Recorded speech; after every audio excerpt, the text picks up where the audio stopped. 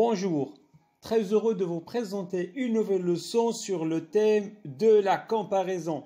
Aujourd'hui, vous allez être armé d'outils linguistiques qui vous aideront certainement à construire des propositions comparatives et à comprendre les liens tissés dans la phrase. Allons-y. Premièrement, je vous présente une petite définition. La comparaison, c'est quoi? Et le fait d'envisager ensemble deux ou plusieurs objets ou bien pensées pour en chercher les différences ou les ressemblances. Le support sur lequel nous allons travailler est le suivant. Je vous invite à arrêter, si vous voulez bien, la vidéo pour le lire. Dans ce passage, nous traiterons la comparaison corporelle entre M. Bovard et M. Pécuchet.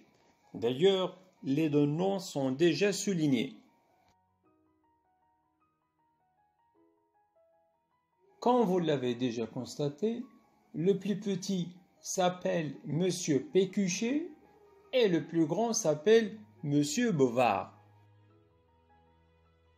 Alors, nous allons utiliser les expressions plus l'adjectif plus que, ou bien moins plus l'adjectif plus que pour former une phrase comparative. Allez, qu'allons-nous dire? La réponse est la suivante. On va dire Monsieur Bovard est plus grand que Monsieur Pécuchet, ou bien Monsieur Pécuchet est moins grand que Monsieur Bovard, ou bien Monsieur Pécuchet est plus petit que Monsieur Bovard. Prenons cet exemple. Monsieur Bovard est plus grand que Monsieur Pécuchet. Plus que exprime la supériorité. Alors que dans la deuxième phrase, Monsieur Pécuchet est moins grand que Monsieur Bovard, moins que exprime l'infériorité.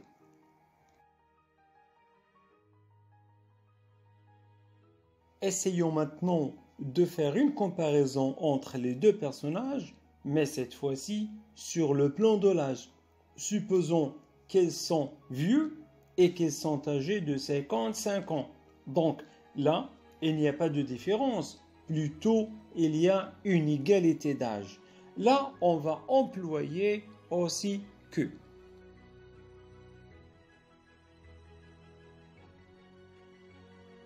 La phrase est la suivante. Monsieur Pécuchet est aussi âgé que Monsieur Bovard. Dans cette phrase, les deux personnages ont une égalité d'âge.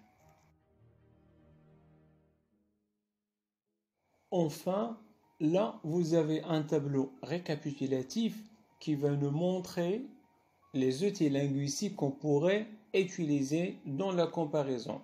Et là, on trouve que nous avons deux catégories. La première, ce sont les comparatifs. Et les comparatifs sont en trois catégories, comme pour exprimer la supériorité, plus que, plus de, plus un objet, plus que, ou bien nous avons l'égalité, ressembler à, pareil à, aussi que, comme, autant que, ou bien autant de que.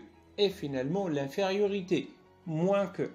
Et n'oubliez pas que nous avons également des superlatifs de supériorité, comme le meilleur, la meilleure, les meilleurs, etc. Et d'infériorité, le moins, la moins et d'autres. Allons-y, toujours en avant, ne craignez pas, ce n'est qu'un exercice. Quand vous le voyez, le tableau suivant représente des phrases comparatives. Nous allons mettre une croix dans la case qui convient. Ça veut dire, dans chaque phrase, nous avons un outil linguistique qui exprime la comparaison. Nous, on verra, est-ce qu'il s'agit d'un comparatif ou bien d'un superlatif. Exemple, la première phrase. Cette chute est moins surprenante que celle-ci. Moins que. Est-ce que moins que est un comparatif qui exprime la supériorité, l'égalité ou bien l'infériorité? Ou bien c'est un superlatif qui exprime la supériorité ou bien l'infériorité? À vous de voir Vous faites l'exercice et on se retrouve dans quelques instants. Bravo à tous ceux qui ont trouvé les bonnes réponses. Voilà la correction. Exemple dans la première phrase. Cette chute est moins surprenante que celle-ci. Moins que est un comparatif qui exprime l'infériorité. Dans la deuxième phrase. Ce scénario est le meilleur. Le meilleur est un superlatif qui exprime la supériorité.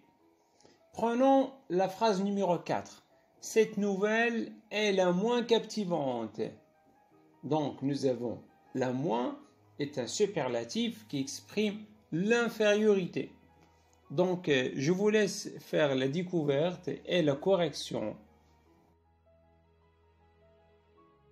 Enfin, j'espère premièrement que la séance vous a vraiment plu et deuxièmement que vous avez surtout maîtrisé la notion du jour, à savoir la comparaison et ses outils. À très bientôt et tâchez de rester positif.